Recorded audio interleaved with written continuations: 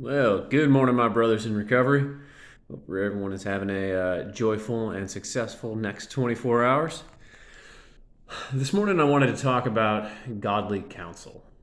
So, I talk a lot on this channel about the importance of setting your foundation in Christ and in the Lord so that when the storms come, your foundation is solid and you won't get blown away.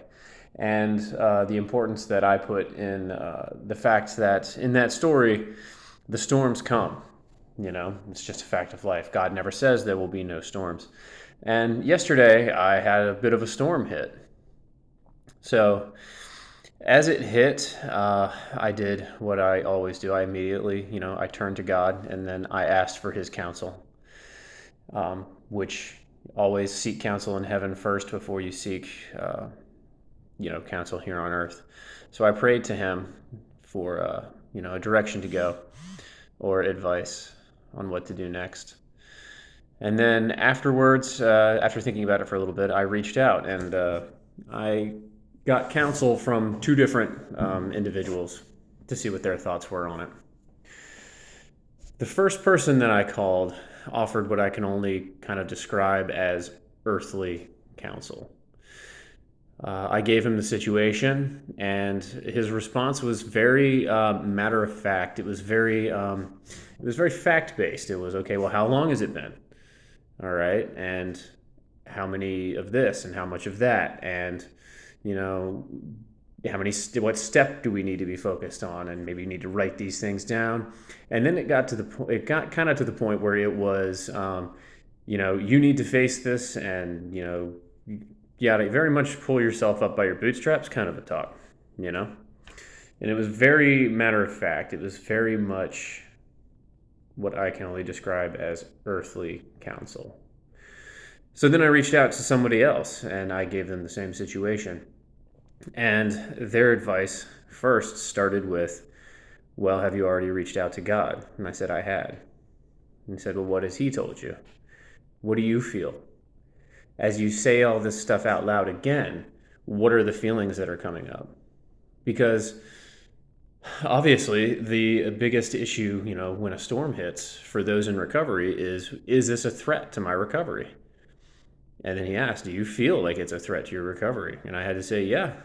My knee-jerk reaction when this whole thing hit, was that initial temptation from the devil himself, go back for the bottle, reach for your medicine, as it kind of said in my brain.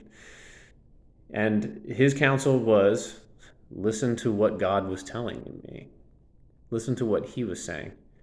Because if I had listened to the earthly counsel, it was very much correct in a matter-of-fact kind of way. It has been a long time. I'm 136 days sober today. There does come a time where acceptance kicks in, as in the serenity prayer, the serenity to accept the things I cannot change. There are very matter-of-fact reasons why I could have gone down the path of earthly counsel. But when it comes down to it, after I received good godly counsel to listen to what it is that God was trying to tell me, and not just go with what would, in a lot of ways, be the logical answer, the logical answer would have been the incorrect one. So I'm very grateful that I was able to receive good godly counsel, and that I was able to take a moment, to take a breath, and focus and listen, most importantly, to what God was trying to tell me. So I just urge everyone out there, when the storms hit you and you're put in that same situation, first, always hit your knees first and reach out to God and ask Him to help you. Ask Him to take on this burden and then listen. And when it comes time to reach out for counsel here on earth, make sure that the counsel you're listening to is coming from a godly place. Because even though the advice, I would say that the earthly counsel I received was very much in tune with like a football coach or a drill instructor. I guess there's a time and a place for that. But when it comes to protecting our sobriety and moving through our recovery, we need to be focused on finding good godly counsel.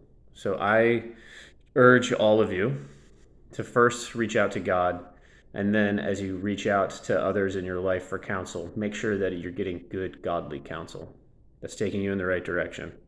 And that direction is closer to God and closer to your recovery. All right, y'all. I appreciate it. I hope everyone has a joyous next 24 hours. And remember, it's dangerous to go alone.